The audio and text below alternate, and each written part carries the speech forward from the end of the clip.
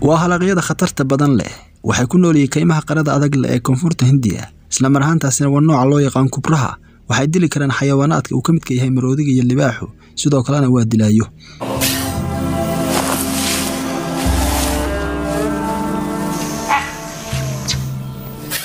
waa mid ka mid ah masaska suntooda ugu khatarta badan tahay adduunyada oo dhan waa mid ka mid ah kuwa noloshoodu tahay mid cajaa'ibka midani waa sheekada kubraha lagu magacaabo Monarch midkaas oo dhex mushaaxaya boqortooyadiisa iyo xadkiisa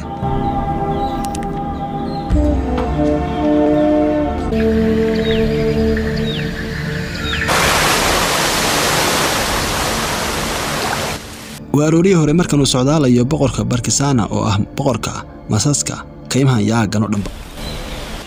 waa kaym carasana halkan oo qani ku ah xayawaanaadka yaryar iyo sidoo kale kuwa waaweyn intaba sida boqorka kubraha ee masaska oo kale ayaa xayawaanadu arooriyada hore waxa u jarmaadayaan arsaaqada ibi caleemaha qalalay iyo dheelmashadu dheelmanaya masku waxay badanayaan sanqadha arooriyadan shimbirahana intaas dheer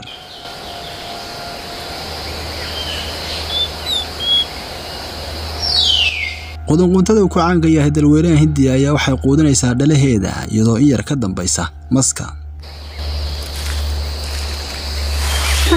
boqorku saaka waxaad moodaa inuu si u degdegayo isagoo jaraya masaafo aad u dheer isla markaba socodkiisu maanta ma aha mid saqartirasho ah sidoo kale xayawaanaadka aagana ku nool cabsi weyn ayaa soo wajahaysa noloshooda ay u baqayaan feejignaana way muujinayaan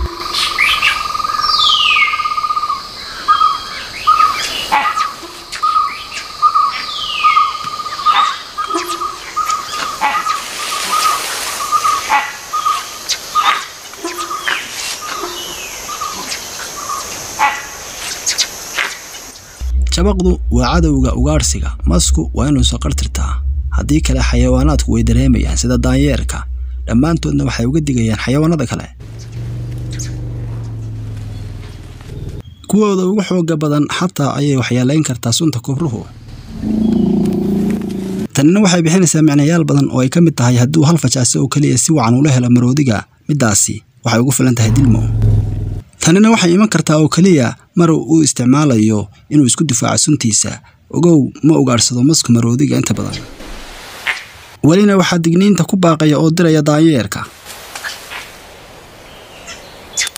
waxa intaas dheer kubruhu inuu aad u jecel yahay inuu ugaarsado masaska kale balse maanta midaas xataa xiiso uma hayo waxa uu raadinayaa wax kale oo aad muhiim ugu ah